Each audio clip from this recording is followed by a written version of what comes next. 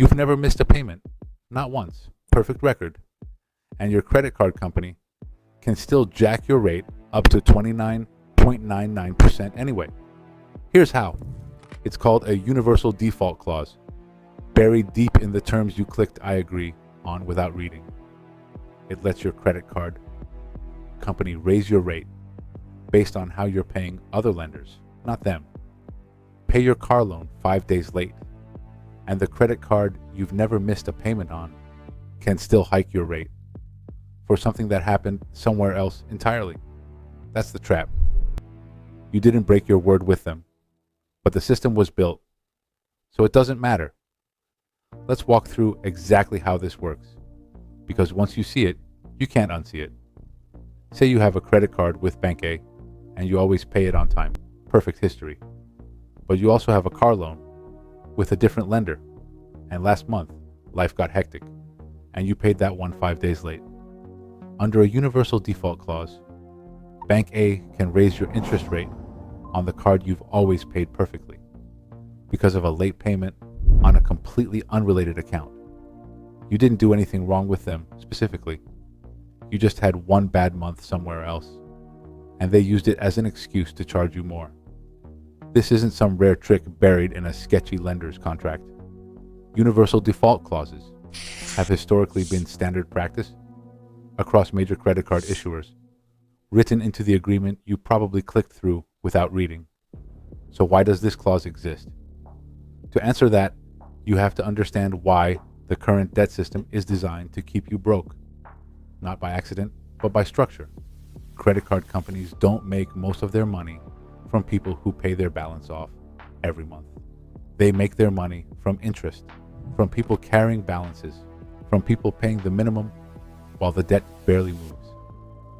A universal default clause is one more lever that pushes people from carrying a balance into paying a much higher rate on that balance, often right when they're already stretched thin from a missed payment somewhere else. Think about who this actually targets. It's not the person with zero debt and a flawless record everywhere. It's the person juggling multiple bills, who's mostly responsible, but who slips up once on one account during one rough month. That's exactly the person who can least afford a sudden rate hike, and that's exactly who this clause is built to catch. Here's what makes it worse.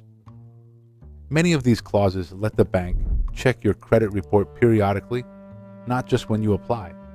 So even with 5 years of flawless payment history on that specific card, the bank can still look at your overall credit file, spot a late utility bill, a missed loan payment, a spike in another balance, and use it to justify raising your rate on the account you've handled perfectly.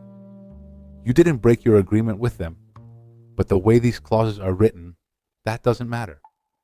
So what can you actually do about it? Start by reading the actual card agreement, specifically the sections on default and rate changes. You're looking for language about your rate changing based on your overall creditworthiness or your payment history with other creditors, not just with this one issuer. If that language is there, you're dealing with a universal default provision or something functionally identical to it. Next, understand that your full credit report matters to every lender you have, not just the one you're currently dealing with.